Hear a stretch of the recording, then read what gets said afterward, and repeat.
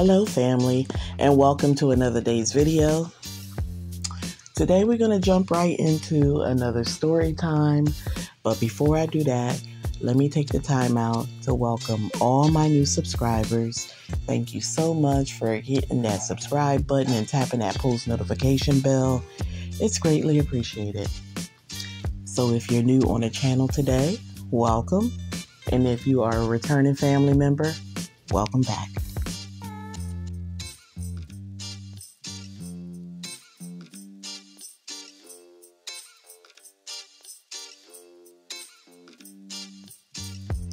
So today I thought I'd tell you about one of the incidents from when I can go back to in my mind from when things started to shift a bit, is when he started getting a bit cocky and he started showing signs of being inconsiderate. At first I just chalked it up to ignorance, but as we go along, I'll tell you more and more situations and you guys will understand where I'm coming from. So there was one time in the marriage, and I'm thinking it's like 3 years in. And you guys, I'm telling you these stories because they're gonna come back up later on, and I want you to be familiar with these incidents. So, especially the last upload with the baby. But there was a time when I had been working full time, and so was he, and I had to do a switch from working 2 full-time jobs to a full-time and a part-time. If you don't know, I am now also a foster parent, but at the time we were foster parents. So he was working the day shift, and I would be home with the kids. Well, the youngest, and then the other 2 were off to school. So then it got to a point where there was the whole pandemic. So then I was teaching all of the children from home. I was doing all the homeschooling, and he still was going out to work. And then when he come in, I would go out to work.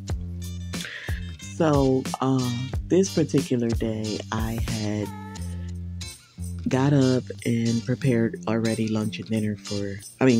breakfast and lunch for the kids. And then I took a nap and I got up early enough to prepare dinner. So I distinctly remember preparing a full course meal. And when he came in, I had made his plate and I had all the kids' plates made up. And I explained to him that, I got up a little early to make the dinner so that they all can have their dinner and he can keep the kids on their bedtime schedule. And then I went off to work. So that day was no different from any other. I went to work. We spoke on the phone while I drove there. We spoke on the phone throughout my shift. And we even spoke on the phone when I was on my way home. Now, throughout the shift when he was calling me, I did know that a few of his friends stopped over to visit. He told me that, they were just like hanging around, kicking it, talking, the norm, what guys do. And of course, they had the music playing some off the TV because that's what they did, or they would Bluetooth it. So I would hear these things whenever we were conversing throughout my work shift. At one point, he said that his friends ran out to get some drinks, and we were on the phone, and we hung up because I had to go back to work and pass medications to my clients.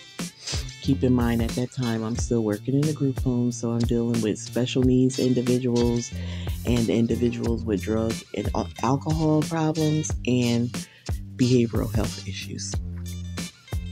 So I go back to work and I pass the medication, which is generally between 8 p.m. and 9 p.m. So after that, I just started doing all of my paperwork for my shift, and I had started watching TV through the end of my shift. So fast forward to the end of my shift, I called him and I tell him I'm en route home. And just like any other normal night, he said the kids were down. You know, he told me he had laid out their clothes for the next day and everything like that. And he would see me when I got home. Guys, it was snowing that night. I'll never forget. We had a snowstorm during my work shift. So I had to really take my time with driving home because visibility was very, very low. I don't know where everybody's located, but I live here in New Jersey and we get a lot of snowstorms. And like I said, you have to take your time and drive to avoid any accidents or just sliding. And you especially have to be able to see. So you drive way slower when you're in a snowstorm. So I pushed through all of that snow to get home, and it normally takes me a half an hour to get home. That night it took me an hour and 15 minutes. So just like any other night, I come in the house, I go in the bathroom and take my bleach bath, and I go upstairs into the living room area where my ex was. I chit-chatted with him for a bit, and then I went into the kitchen to make my plate, my dinner plate. Guys, would you believe that the pots were completely empty? And he did not make a plate for me and place it in the microwave or in the refrigerator. The food was gone. I was livid. I purposely got up early that day to prepare that meal because that's what I had a taste for. And when he came in and I shared with him that their dinner was already fixed and that I would eat when I got home, you know, he was in agreement with that. He understood the assignment. But somehow, when his friends came and he ran out for drinks, he decided to give them my dinner. And when I said to him, you know, I don't know, what am I supposed to eat? He had no answer. Like, you know, when people come over, you got to offer them something to eat or drink. I was livid. I literally had to get dressed and push through the snow to go over to the McDonald's and get myself something to eat. Stay tuned for my next upload.